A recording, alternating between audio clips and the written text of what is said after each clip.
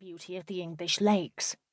By mid-century, the romantic idyll was over, but in tiny hamlets like near Sorey, life went on much as it always had.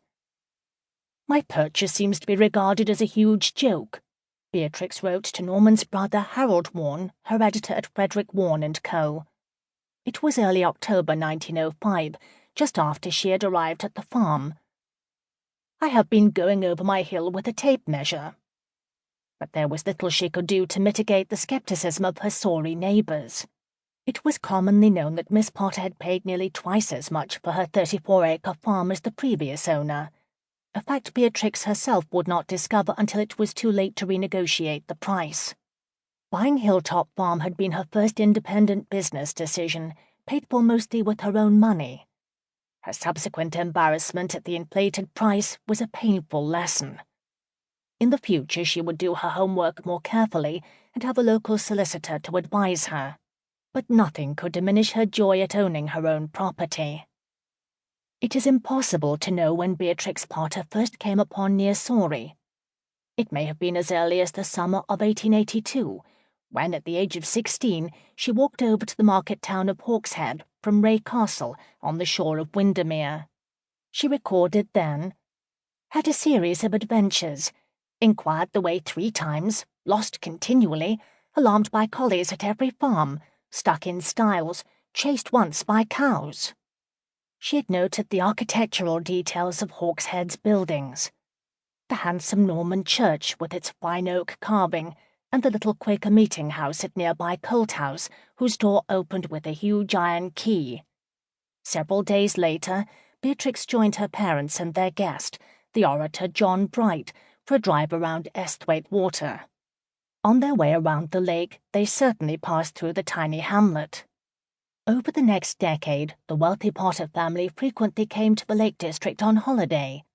They spent a number of summers at Lingholm and Fore Park, 2 large estates on the western shore of Derwentwater near Keswick, and some at Holeherd, a mansion with expansive grounds perched high above Windermere.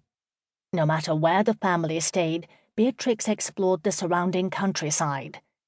During a holiday in the Scottish lowlands in 1892, an area she had known and loved since childhood, she was reminded of the little English village of near Sorey. "I prefer a pastoral landscape backed by mountains," she wrote, even after a drive along the scenic Bran. "I have often been laughed at for thinking Esthwaite Water the most beautiful of the lakes. It really strikes me that some scenery is almost theatrical or ultra-romantic." Owing partly to their daughter's enthusiasm for near Sorey, the Potters decided to lease Lakefield just outside the village in 1896. That long summer holiday allowed Beatrix to become well acquainted with the village, its cottages, shopkeepers and children, the countryside around Esthwaite Water, and especially with the neighbouring Hilltop Farm. There was something beautiful, something that pleased her senses everywhere she went. From the garden terrace of Lakefield, the fields seemed to fold down upon themselves to the edge of the lake. The light was never once the same on the hills opposite. It was a view that always captivated her, and one which she would paint in every season. Beatrix celebrated her 30th birthday in Sorey that summer, noting the passage with some pleasure. "I feel much younger at 30 than I did at 20, firmer and stronger both in mind and body," she wrote, obviously relishing her time there and feeling inwardly renewed. A perfect hot summer day, cloudless, until evening, when it rolled up like thunder round How Fell. Walking home after tea with some young cousins, she remarked upon the very pleasant evening light, and village people up and down the road, and in the flowery little gardens. Perhaps this was also the summer she determined to buy property there one day, but whenever it was, her deep contentment in near Sorey created an indelible memory. In 1900 the Potters again came to Lakefield. By then the country house had resumed its Old English name, Easwyke, meaning house east of the water, although it was more commonly known as Easwyke after the inlet close by.